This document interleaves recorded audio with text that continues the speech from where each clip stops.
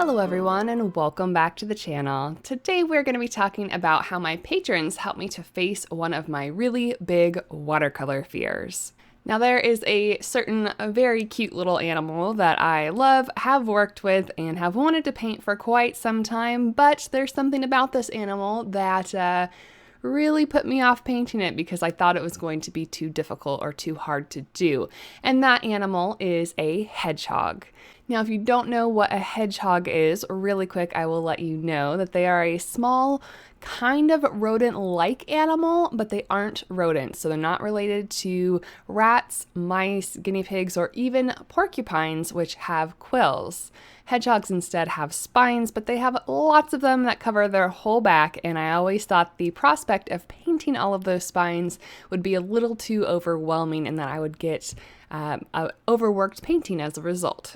But the day finally came when I couldn't hide from my fear anymore because one of my patrons asked me to do a hedgehog as one of my monthly tutorials over on Patreon. So I, like almost always, obliged to the request that was made of me and sat down and had to think about how I wanted to approach this subject. I did a lot of research online, finding a lot of reference photos on Pixabay that I could choose from. There's two different species that I was potentially going to be painting, either an African pygmy hedgehog, which were the type that I worked with at the zoo, but there's also European hedgehogs, and I eventually decided that I was going to do a European hedgehog. They're a little bit larger, they have a little bit more naturalistic tone, and I thought it would be really fun to paint one.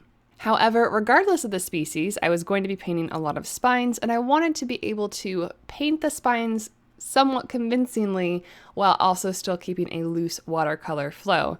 There is another artist on Instagram called Watercolors by Rachel. I'll put her link in the description below. And she does a lot of wildlife paintings in general, but I do remember having over the past year or so seen a lot of hedgehogs come across my feed. So I went ahead and looked at her work. I really studied kind of how she approached things. I wanted to try and hit a really nice balance in between the more realistic style that I typically use and her really loose, free, beautiful watercolor style. And hopefully I found a good balance here and that you'll see that come together over the course of the video. Now, I'm not saying this painting is perfect by any means. There are definitely areas that I would like to improve, especially on the belly, which actually wasn't even an area of spines, but there were these really long, wispy furs that I tried to make distinct from the background by making them longer, but ultimately I feel like it was a little too busy and I could have pulled my reins back a little bit and been a little more light-handed with that. The spines themselves were done with a wet and wet technique with the watercolors themselves, and then when the wash was almost dry, I went in with some white ink and a very fine brush with very little water to go ahead and put a little bit of the white texture in there. Also, before that wash fully dried, I also splattered some paint into the background, and that helped to create some more organic shapes that weren't just lines, but that could be kind of read as little specks of the spines going backwards as they kind of faded out of focus. If you're perhaps diving a little bit deeper into the techniques that I used here and want to learn how to paint this yourself, I have a full real-time narrated tutorial over on my Patreon page. And if you aren't familiar, I do have a Patreon, and we are up to 3 tutorials every month. So there's 2 that come in at the $5 tier and a third one that comes in for the $10 tier and up. So we've been having a lot of fun over there. My patrons request what they want to see painted, and like this hedgehog, I oblige. So if that's something you'd be interested in, be sure to go ahead and check that out. Before I go today, I just want to go ahead and fill you in on everything that's happening over with that Skillshare class I promised that I was working on. I am still working on it. It has been a lot more involved with the revision process than I thought it would be. Like, I've made a lot of changes to try and make it flow better and to be more comprehensive.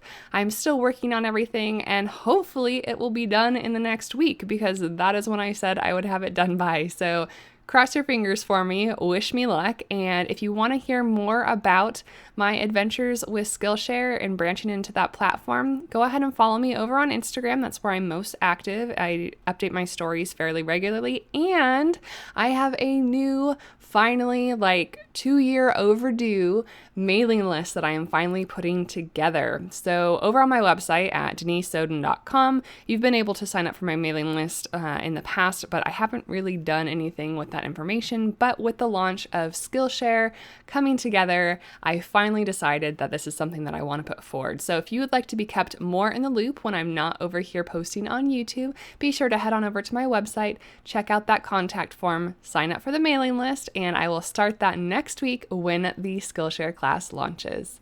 Thank you guys so much for tuning in today for the video. Be sure to give it a thumbs up if you enjoyed the content. Comment down below to let me know what your biggest watercolor fear is and if you've tried to face it yet, or if maybe this video gave you encouragement to try and face that fear.